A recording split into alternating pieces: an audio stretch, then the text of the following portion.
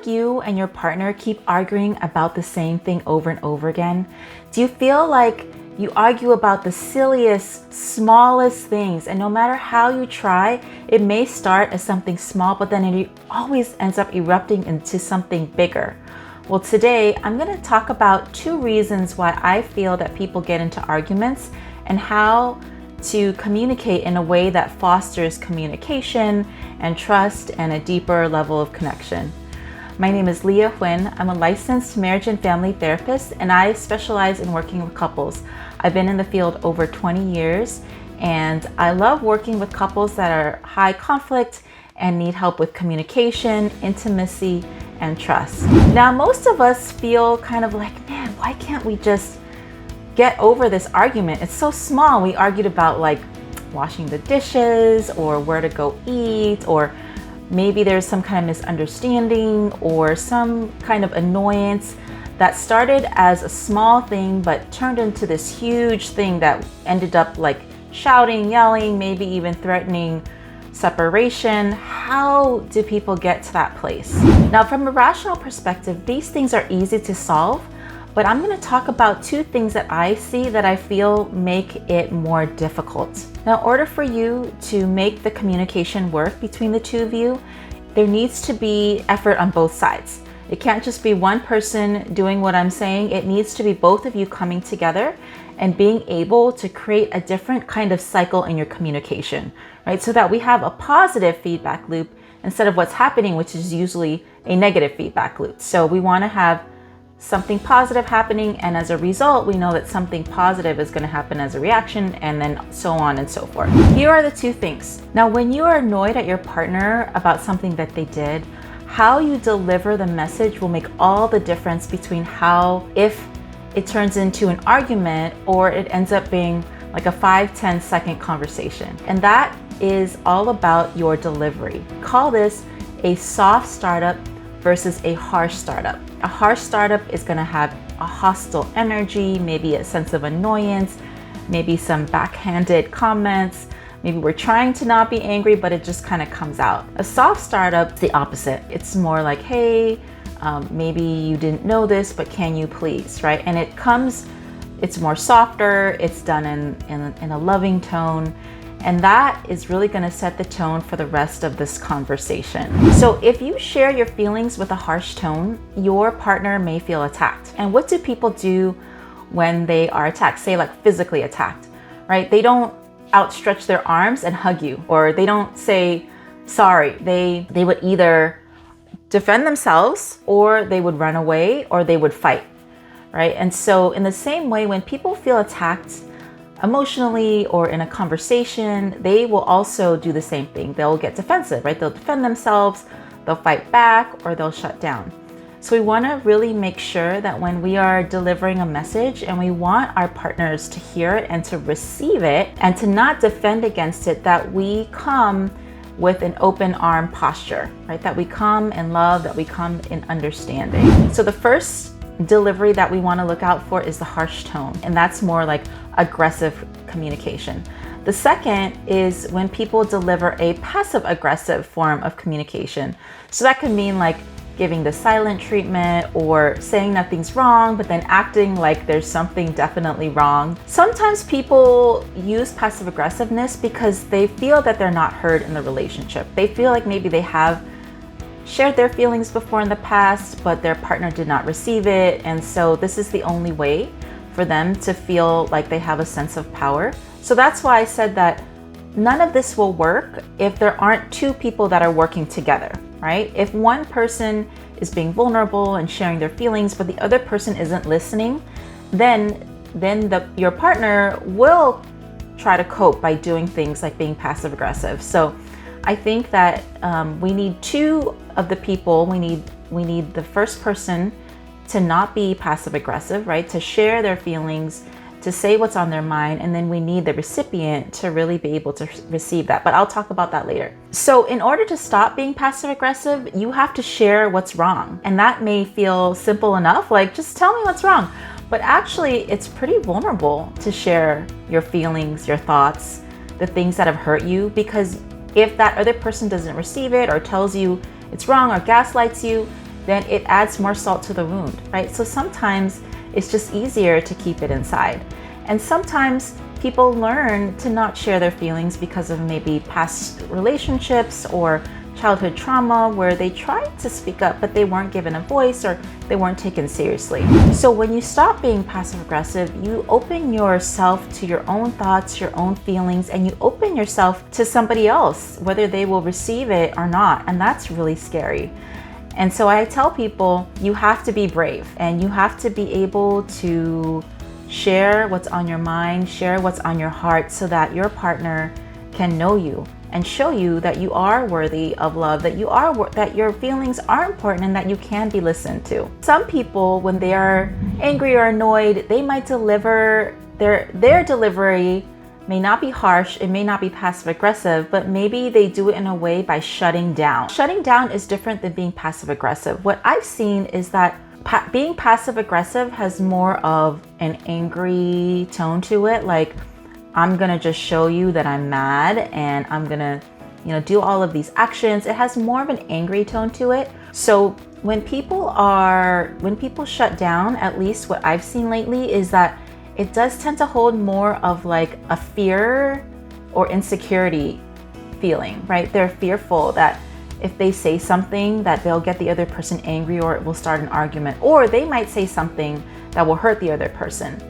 Or they might feel insecure, like, I don't know if what I have to share is really worthy enough to be listened to. I think I'll just kind of try to deal with it on my own. That's where it feels a little bit different than the passive aggressive, but I know they can overlap. This is just what I've seen lately. People can, when they shut down, it has more of that fear or insecure energy to it. And what I would say to people that tend to shut down is, I would say, shutting down is like short-term gain for long-term pain. Like in the moment, it probably feels good not feels good, but it feels like, okay, this is like a safe space for me to just shut down or to not talk, because then at least we won't argue. At least I won't have to, face some of these really difficult feelings and articulate some of these things that I really have a hard time articulating. It's just easier and it's safe to stay shut down, right? But I would say it does end up bringing more longer term effects, because the longer you're shut down, the more your partner feels frustrated, feels shut out. And then by the time you're ready to talk, there may be some resentment that's built up, like how come it's taken you so long? And then there's actually more that needs to be processed and worked out.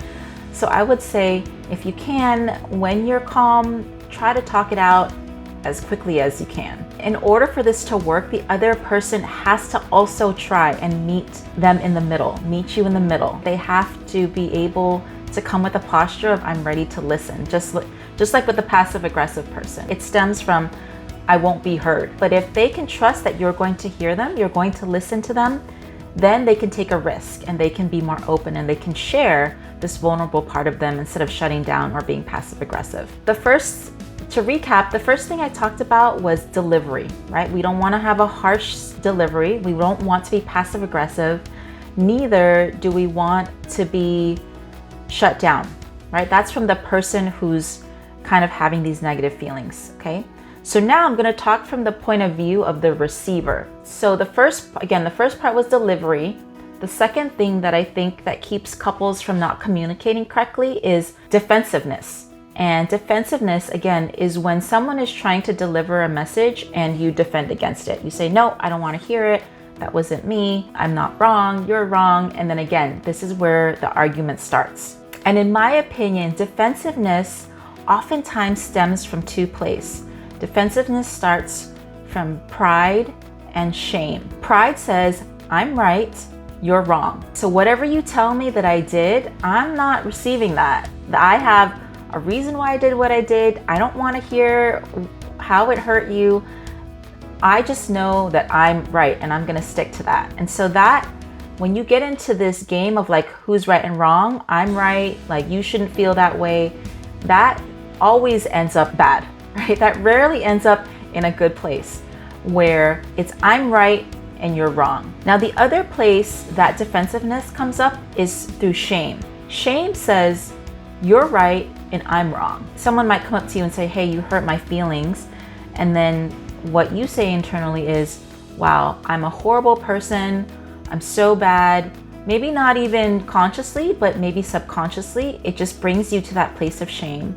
So shame says, I'm wrong, I'm bad, I don't deserve to be in this relationship. Why don't you just break up with me? Like those kinds of thoughts happen when somebody gets into a place of shame, and then you start shutting down, right? Almost like the other person who shuts down when they feel like they can't be heard, right? Sometimes when you are the receiver, you can also shut down when you feel like you're not good enough. It's the same thing. It's a self-focus, just like pride. It's a focus on yourself and how you're not good enough. And then what happens is that your partner still can't reach you. Your partner's trying to communicate with you and say, hey, like, can we work this out? And in both pride and shame, they're not able to reach you, right? With pride, you're saying, nope, not working this out because I'm right and you're wrong. Don't tell me I'm wrong. And then in shame, it's saying, you're right, I'm so wrong, I'm so bad, I can't even work this out. Like, I'm not worthy of working this out. So you hide and you go inside of yourself and you shut down. And what's left is that your partner is left just kind of standing there by themselves, unable to reach you. What is the antidote to pride and shame, which equals defensiveness? It's to have empathy and humility, not to be humiliated, but to have humility, which says, you know what? I'm not any better than you. I'm not any worse than you. Humility is, I'm human like you. I make mistakes and that's okay. And then empathy says, no one is right or wrong. I'm not even focused on that. I might be wrong. You might be wrong. We both might be wrong, but I'm here because you're hurt and the focus is on you. A lot of people say, oh, if you admit that you're wrong, that means that you're weak. And I would say that is really not a logical statement, because it is so hard to admit that. It's so easy to defend yourself, right? It's so easy to say, hey, I'm right. You know, we are defending our mistakes and the things that we do on a daily basis. It's easy to say you are right and to defend yourself, but to admit when you're wrong, to be able to see the areas that you might have hurt somebody and still to be able to be a confident person and still say, I'm still a worthy person who's worthy of love, who just made a mistake. That takes a tremendous amount of maturity, of strength, a massive level of EQ. Admitting you're wrong is a huge sign of maturity. Let me just say that. So I'm not saying you have to take responsibility for things that you did not do, because that's not good either. But it's being able to see the big picture and to say, I could see maybe that wasn't my intention, but I can see the impact. I can see that maybe this unintentional thing that I did made you feel a certain way. I hear you. I could see how that made you feel. You don't have to say I'm a bad person. Sometimes you don't even have to say sorry, because sometimes you didn't do anything, but maybe it hurt your partner. So you can say, hey, like, I see how I hurt you and I didn't mean to do that and I don't want to. And I feel bad and I won't do that again, right? Do you see how you're still hearing the person out, empathizing with them, and not sort of like just placating or overly apologizing for something? That is not weak at all, okay? Being able to admit where your blind spots are is a very mature and strong thing to do. So to sum it up, I would say if you want to improve your communication, especially when it's heated, two people need to come together and say, hey, we're gonna work together on this, right? If there's an argument, we are going to try our best to use a soft startup. We're not gonna be aggressive, which is harsh, right? Neither are we going to be passive, which is shut down, put everything under the rug. Neither are we going to be passive aggressive, which is sort of a mix of the two. We are going to be assertive. We're going to say how we feel in a way that is respectful and loving towards the other person as much as we can. It doesn't have to be mushy and sweet. When you're annoyed at somebody, you're not gonna, let's just be realistic. We have to be realistic. You wanna just say it in a respectful way and in a way that shows that you love the person, okay? It doesn't have to be sweet. It just has to be respectful and loving, okay? I mean, there are times where if you have kids, you talk to your kids, you might not be happy with them, but you tell them things with respect and with love, even if you're not happy with them, right? You can do this also with your spouse or with your partner. Understand that how you deliver your message, how you start the conversation will affect the trajectory of this conversation, and it can affect your entire day or the next few days, right? How many of you have ever gotten to a small argument, something so tiny that blew up into something huge that lasted days or weeks long? So remember, the way that you deliver or start up is really important. And then for the receiver, make sure that you are in a place where you can accept your partner's feelings, and know that if you admit that there are things that you did wrong, it doesn't mean that you are a bad person or that your partner is being nitpicky. It just means that they're coming to you saying, hey, there's something going on between the two of us and I want it to be better. And it's an opportunity to heal and grow stronger. So I want to end with this caveat, and that is that this form of communication primarily works when you're arguing about smaller things, those day-to-day things that start small and that end up big. If you do have bigger issues going on in your marriage, that's a different story, right? So say, for example, like, I don't know, your spouse is cheating on you. It's gonna be really hard to give a soft startup, right?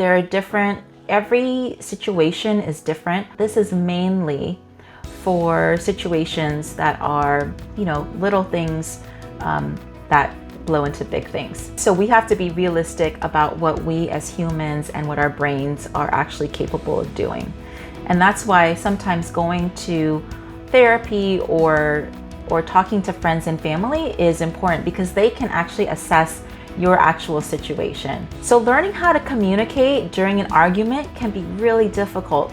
But if you can use these two principles, which is to watch your delivery and then for the receiver to watch your defensiveness, if you can master those two things together in tandem, I would say that you will have a great chance of, having a small thing just be, a 1 minute, 2 minute conversation, and you can enjoy the rest of your day. Thanks so much. If you found this video helpful, please like and subscribe. If you have any other tips for what you do when you argue about small things, go ahead and leave that comment down below. My website will be down below if you want to work with me. Yeah, have a great day.